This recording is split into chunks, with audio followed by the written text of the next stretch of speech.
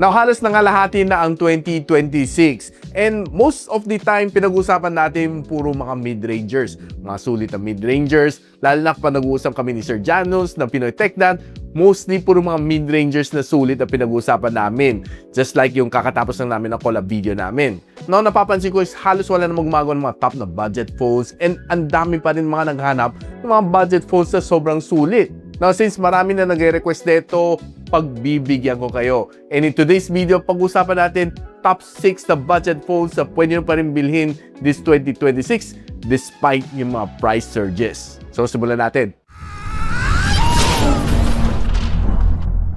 So, in this list, there's no particular order. Anim na ito, wala naman siya ranking from 1 to 6 or 6 to 1. Nirumble ko lang naman siya para mabigyan kayo ng basis kung ano pwede niyong bilhin pag below 6,000 pesos ang hinahanap ninyong smartphone. Now, bago sa lahat, of course, this is a collaboration between me, YouTube, and of course, si Shopee para mabigyan kayo ng vouchers na 2,000 pesos para magamit ninyo to purchase these smartphones. So, ano nga pa ninyong gawin? Click nyo lang YouTube shopping link dyan na biglang lilitaw pag nag-uusap tayo tungkol that product, or just simply click yun nandiyan sa description box below. Meron din siyang listahan kung gusto mo makita. Kailangan mo lang click yung more doon sa title para makita mo lahat ng mga products underneath. Na bago kayo mag-check out, punta kayo sa vouchers, i-claim nyo yung YouTube affiliate na vouchers na binibigay ko sa inyo, coming from me, of course, and YouTube and Shopee, para magamit ninyo siya to give you further discounts with yung mga price slash nila, like let's say 5.5 and 6.6. Kasi first half ng 2026 pinag-usapan natin, di ba? Probably this might still be good for 7.7 and 8.8. So kung nakapag-check out kayo na may discount coming from me, let me know in the comments. So, simulan muna natin. First on my list, in no particular order, is the Infinix Smart 20. Now, this phone is currently priced at 5,700 pesos. And I would say na it's, for me, a budget performer. Bakit nga ba?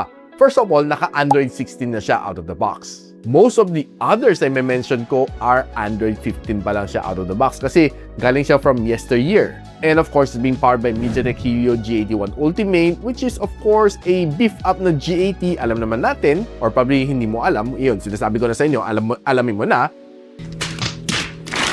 And despite this being a 5,700 pesos na phone, probably it might be cheaper if you use yung voucher natin, you get 120 gigs of storage. Normally, no, on other phones, you might even get a 64 gigs of storage. Pero for me, quite good na rin siya. Expandable na rin siya and 120 Hz of screen refresh rate. Then it has a 5,200 mAh na battery size, which is solid. And bago kong makalimutan sabihin sa inyo, expandable din ang kanyang storage. So meron siya micro SD slot na dedicated. So you can expand your 120. Gusto mong gawing plus 256? Up to you. Now, next on my hit list is the Poco C71. The phone na ito is currently playing at around 4,700 pesos, pero medyo mababa nga lang ka ng storage. You can go higher, pero medyo mas a little bit pricier na siya. 3 gigs of RAM and 64 gigs of storage ang kanyang 4,700 pesos. For me, this phone has a massive na display. 6.88 inch is probably one of the biggest among yung sa buong listahan natin. And it's a IPS LCD. Despite it being a IPS LCD, very decent naman kanyang display. Napansin ko dito habang nire-review ko dati. It has a 120 Hz screen refresh rate and meron siyang 600 nits na maximum brightness, which is not bad para sa presyo niya. It's being powered by the Unisoc T7250, which is a 12nm chip. Now, I know it's a very budget-friendly na chip, but of course, you get what you pay for. Kaya naman na mag-perform mga daily basic tasks, just that it would lag if you open too much apps all at the same time, just to manage your expectation. Pretty solid din ang battery at 5,200 and it has a 50 watts na charging capability. Now, next on my list is the Redmi A5. Ang dami na nakapagbili nito and I know that this is probably one of the best-selling na cheap phones or I would say budget phones para sa kanilang daily usage. Yung mga hindi masyado maselan. Ngayon, phone na ito is priced at 4,999 and 3 gigs of RAM plus 64 gigs of storage ang kanyang configuration para sa presyo na 4,999. Now, halos di naman siya masyado nagkakalayo sa C71 ni Poco. Siguro, it's just a little bit more of a branding change. Same lang kanya screen size sa 6.88 inch, IPS LCD, 120 Hz screen refresh rate. It also has a Unisoc T7250 as yung kanyang main processor. Expandable ang kanyang storage. Pwede ka magdagdag ng 128 at dagdag ka ng 256 or 512. Depende sa inyong necessity. And of course, it has a 5,200 mAh and a 50 watts of fast charging. Well, I wouldn't say na fast charging. Kasi 15 is no longer fast for me.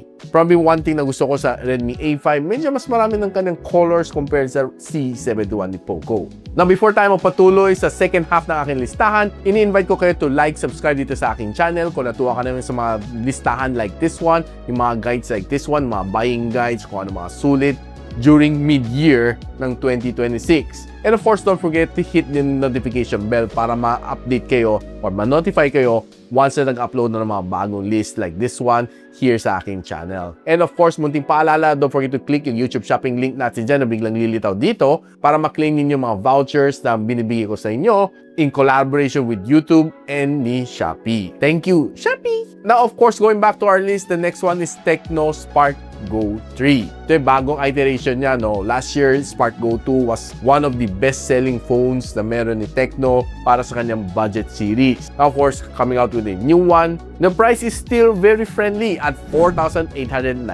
pesos. You get a 4 gigs of RAM and 64 gigs of storage dito sa phone na ito. Now, malaki naman kanyang display at 6.74-inch na IPS LCD. It also has a 120Hz screen refresh rate, which is okay, good para sa browsing purpose or just simply swiping across yung mga reels and shorts. Well, smooth naman siya. Now, this phone is also powered by the Unisoc na T7250. Parang pansin ko itong listahan natin puro T7250. Pero good thing sa kanya is that expandable din ang kanyang storage. Pwede magdagdag ng SD card or micro SD card, I mean. 5,000 mAh ang kanyang battery and 15 watts din ang kanyang charging speed. One good thing sa kanya, marami kang color choices. Now, let's move on to the fifth and probably the second to the last one, which is the Samsung Galaxy A07. Probably you might be surprised Samsung? Samsung? Alam ko marami sa inyo pinagtatawanan si Samsung, but of course, hear me out kung bakit ko nire-recommend tong phone na ito. First thing is that it's affordable. 4,700 pesos naman siya, and probably it might go even further lower if you use yung vouchers natin coming from yung link natin dyan sa screen. Now, with that price, sinasabi ko sila guys, no, probably pinagtatawanan niyo ako na, Samsung? Parang may mali, sir. First things first is kanyang processor is better than the mga ibang nirecommend natin. Helio G99 na siya. Better than G81, better than T7250 ni Unisoc, and currently it's running One UI 8 and Android 16 na siya. Here's the fun part. All of the other ones na minention natin, puro 2 years lang ang major Android updates lang doon kasi budget phone eh. Mga 1 year pa nga yung mga iba. Bigla na lang i-ghosting kayo. Hindi kayo bigyan ng updates. Dito sa Samsung Galaxy A07, guys, pakinggan nito. 6 years na major Android OS update. Oh my God! O diba? Oh my God, sabi ko sa inyo. Saan makakalam ng budget phone na bibigay siya ng 6 years na major Android updates? Battery niya is also 5,000 mAh pero 25 watts ang kanyang charging. Better than mga 15 watts from the other brands. And based na nalalaman ko, yung kanyang camera is better than yung mga ibang minention ko rin. Of course, kung gusto nyo malaman kung saan po nyo pwede mabili, dyan lang sa link, dyan sa gilid, sa screen. Now, of course, we're closing out with the last one sa ating listahan, which is the Oppo A5i. Now, this phone is being priced at 5,999, and I know that you can get it way cheaper than a 5,999 na price tag. It's also a 4 gigs of RAM, 64 gigs of storage, 6.67-inch na IPS LCD na may 1,000 nits of maximum brightness and a Panda glass protection. I think this is a little bit better than the others. Currently running Android 15. I'm not quite sure kung ilan years ang Android updates siya, but most likely it's 2. And it also has a expandable na storage. 5,100 mAh ang kanyang battery, and here's the kicker. 45 watts ang kanyang charging speed, and it comes together with a 45 watts na fast charging brick, which is, of course, pinaka-best charging experience among the others na minention natin, di ba? Now guys, meron ba ako nakalimutan i-mention? Of course, I would love to hear from you dyan sa comment section below. Now, of course, if you find this list helpful, don't forget to share sa mga friends niyo nang ganap ng mga budget phones just like yung mga minention natin. Of course, muling paalala, don't forget to click yung YouTube shopping link dyan. And of course, i-claim nyo ang vouchers na galing sa aking YT affiliate before you check out. Para ma-claim nyo yung 2,000 pesos na voucher and magamit din nyo before you purchase your smartphone na nire-recommend ko.